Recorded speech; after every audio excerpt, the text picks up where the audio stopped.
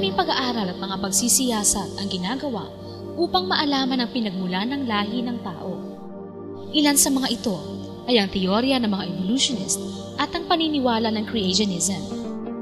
Ayon sa mga evolutionists, nagmula ang tao sa isang species na nagbabago-bago depende sa panahon, klima at lugar.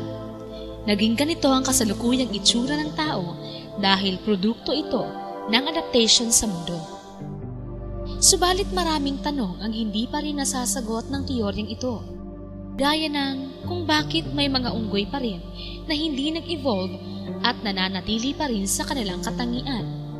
At bakit naman natigil sa ngayon ang evolution ng tao? Samantalang sa mga creationist o mga scientist na tutol sa teorya ng evolution ay naninindigan na may creator o lumikha ng lahat ng bagay na nabubuhay. Sa banal na kasulatan, makikitang maliwanag na may Diyos na lumalang sa tao, gaya ng mababasa sa Henesis Kapitulo 1, talatang 27. At nilalang ng Diyos ang tao ayon sa kanyang sariling larawan. Ayon sa larawan ng Diyos, siya nilalang. Nilalang niya sila na lalaki at babae. May paliwanag din na mababasa sa Biblia patungkol sa pinanggalingan ng lahi ng tao, at ito ay nakasulat sa aklat ng Henesis Kapitulo 3, talatang 20. At tinawag na Eva ng lalaki ang kanyang asawa, sapagkat siya ang naging ina ng lahat ng mga nabubuhay. Ang pahayag na ito ay sinusuportahan ng pag-aaral ng mga scientist sa ating panahon. Nadiskubre ng mga scientist na ang lahat ng tao ay mayroong DNA o deoxyribonucleic acid na makikita sa buhok, balat, kuko at sa iba pang parte ng katawan na matutuklasan sa pamamagitan ng microscope. Naglalaman ito ng mga code information tungkol sa pisikal na katangian ng tao, kung siya ba ay kulot o tuwid ang buhok, pango o matamos ang ilong. Ang itsura ng isang batang isinilang ay halo ng itsura at karakter ng kanyang nanay at tatay. Sa pagsasali ng lahi, may natuklasan ng mga scientists na hindi nagbabago sa tao.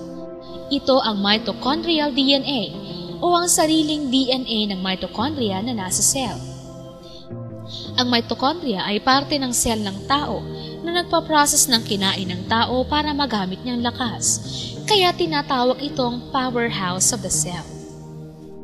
Dagdag pa rito, ang mitochondrial DNA ay maaari lamang isali ng ina at hindi ng ama.